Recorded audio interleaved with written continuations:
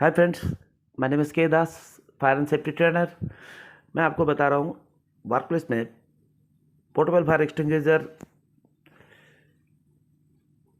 उसकी इंस्पेक्शन कैसे करनी है।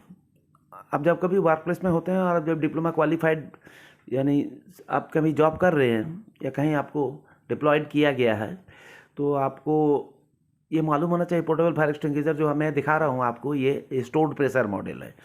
स्टोर्ड प्रेशर मॉडल है तो आपको मालूम होना चाहिए कि आजकल तो CO2 कार्ट्रिज ऑपरेटेड एक्सटिंग्विशर जो है वो अभी नहीं है, वो बैकलोड हो रहे हैं।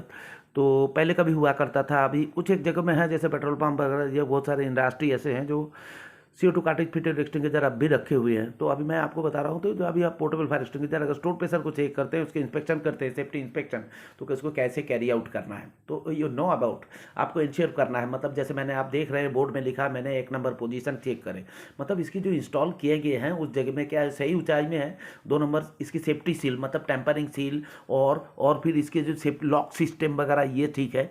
लॉक सिस्टम मतलब जो जिसका काम होता है अनइंटेंशनल मूवमेंट को प्रिवेंट करना। अब ऐसे अगेन अनइंटेंशनल मूवमेंट को प्रिवेंट करना, किसका मूवमेंट, पोर्टेबल फायर एक्सटिंग्विशर का मूवमेंट। लॉक ठीक होना चाहिए अपने जगह पर, निर्धारित जगह पर। 3 नंबर में है इंस्ट्रक्शन, इसका जो इन्फॉर्मेशन लेवल, वो इन्फॉर्मेशन लेवल में सही डेटा है कि नहीं। डेटा मतलब इन्फॉर्मेशन, जो सारे इन्फॉर्मेशन दिए हुए होना चाहिए। प्लस इन्फॉर्मेशन मतलब MCYMC एक फार्मूला है। M फॉर जैसे मैन्युफैक्चरर्स नेम होना चाहिए, C for classes of fire, फिर उसके बाद Y for year of manufacturing, फिर उसके बाद next M for method of operation, और लास्ट C फॉर कैपेसिटी।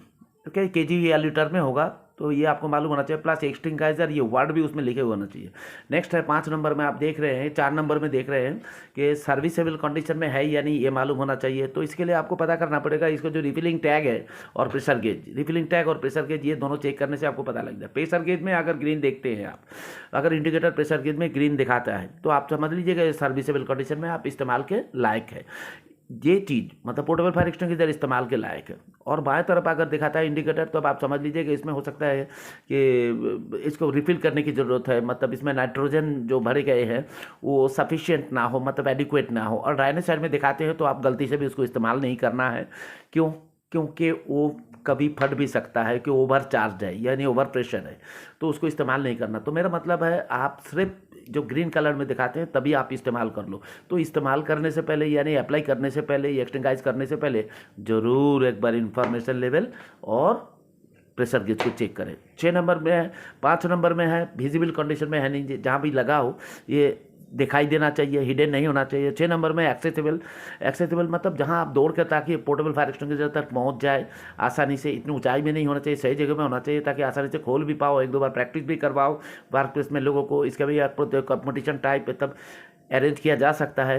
कितनी देर में आप पोर्टेबल फायर एक्सटिंग्विशर को रखे हुए जगह से उतार के लाते हो, स्पॉट ऑफ फायर में नज़दीक से नज़दीक पहुँचते हो। टाइमिंग टेस्ट भी हम लोग करते हैं। 7 नंबर में है अनऑब्स्ट्रक्टेड, मतलब अवरोधक मुक्त होना चाहिए। पोर्टेबल फायर एक्सटिंग्विशर जहाँ भी लगा रहो, जिस ऊंचाई पर इंस्ट्रक्शन को मद्देनजर रखते हुए, तो आपको ये मालूम होना चाहिए उसके बीच में कोई अवरोधक जैसे chair table furniture cycle bike वगैरह नहीं होना चाहिए। वैसी जगह में वो जगह खाली यानी अवरोधक मुक्त होना चाहिए। 8 नंबर में आप देख रहे हैं फिजिकल डैमेज, इसका चेक करना चाहिए जब आप इंस्पेक्शन करते होंगे। कोई कहीं से पिच का हुआ डैमेज, चोट खाया हुआ, ऐसा तो नहीं कि वो हाँ डैमेजेस है और आप चेक ना करें। तो सेफ्टी चेक के दौरान आपको ये इन बातों को मद्देनजर रखना है। और फिर उसके बाद 9 नंबर में देखिए होस क्लॉगिंग है, मतलब क्लॉगिंग मतलब it's a type of jam. तो क्लॉगिंग मतलब ब्लॉक नहीं होना चाहिए, जैम तो नहीं होना चाहिए, तो फिर आपको प्रॉब्लम होगा डिस्चार्ज होने में और फट भी सकता है ये होस जो है। फिर उसके बाद फ्री नज़ल, नज़ल फ्री होना चाहिए। नज़ल मतलब वो लाल वाला आप देख रहे हैं जो दिखा रहे हैं, नज़ल मतलब जहाँ से ये डिस्चार्ज होते हैं।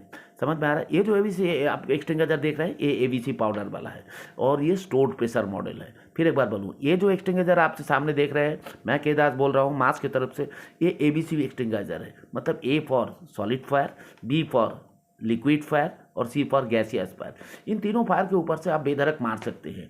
अब ये तीनों फायर के बारे में आपको जानकारी होना चाहिए कि कौन कौन से एक्सटिंग्विशर, इसलिए हम लोग इस्तेमाल करने से पहले देख लेते हैं। किस आपको बुझाने के लिए जा रहा हूँ, क्या ये एक्सटिंग्विशर उसके लिए लायक है, उसके लिए एडिक्वेट है या नहीं। ओके, शायद आप समझ गए होंगे। थैंक यू, जय हिंद।